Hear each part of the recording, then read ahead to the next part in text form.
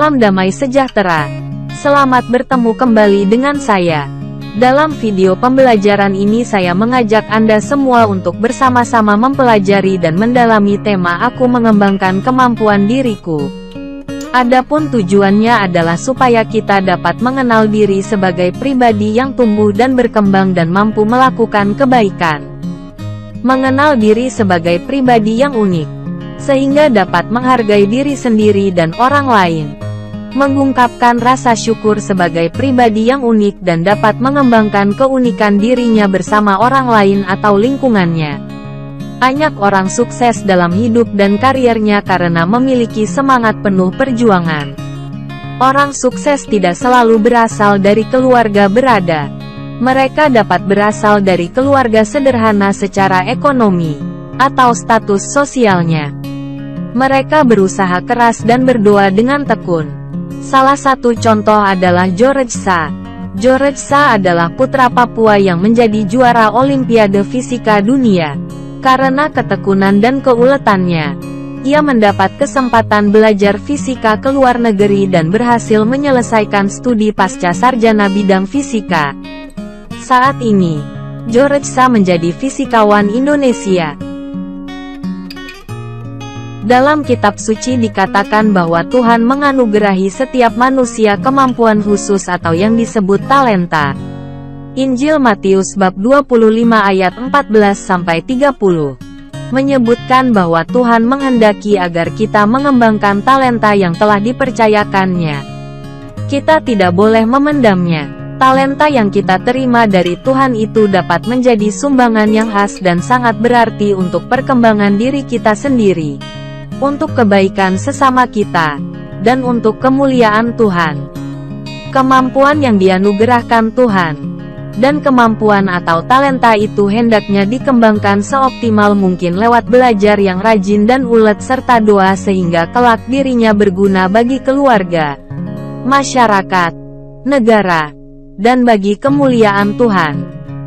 Dalam kutipan Injil Matius bab 25 ayat 14-30, ada beberapa poin yang perlu kita ketahui, yakni 1. Masing-masing kita telah diberikan sejumlah talenta, misalnya bakat dan kemampuan. Anugerah itu harus kita kembangkan agar mendatangkan hasil yang berlipat ganda, mendatangkan kegembiraan dan sukacita.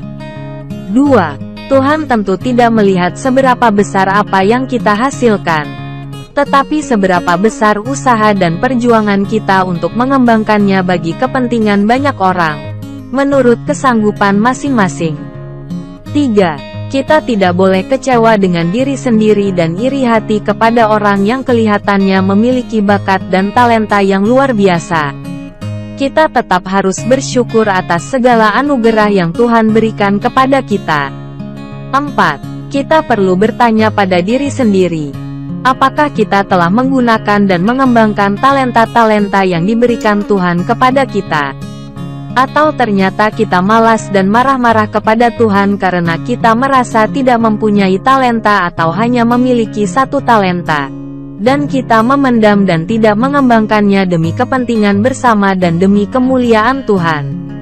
5. Kita perlu melaksanakan tugas dan tanggung jawab yang dipercayakan Tuhan kepada kita, baik sebagai peserta didik atau apa saja, dan di mana saja dengan sebaik-baiknya. Dengan demikian, kita boleh berharap memperoleh anugerah sukacita abadi yang dijanjikan. 6. Kita perlu mengembangkan talenta dan tidak memendamnya. 7. Talenta yang kita terima dari Tuhan dapat menjadi sumbangan yang khas dan sangat berarti untuk perkembangan diri kita sendiri, untuk kebaikan sesama kita, dan untuk kemuliaan Tuhan. Setelah kita mempelajari materi ini, maka kita harus bersikap haus akan pengetahuan dalam mengembangkan kemampuan diri kita.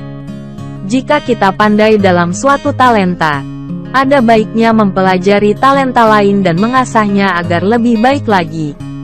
Semakin banyak talenta yang dikuasai, semakin menonjolkan sikap yang multitalen yang juga akan berguna banyak orang. Terima kasih.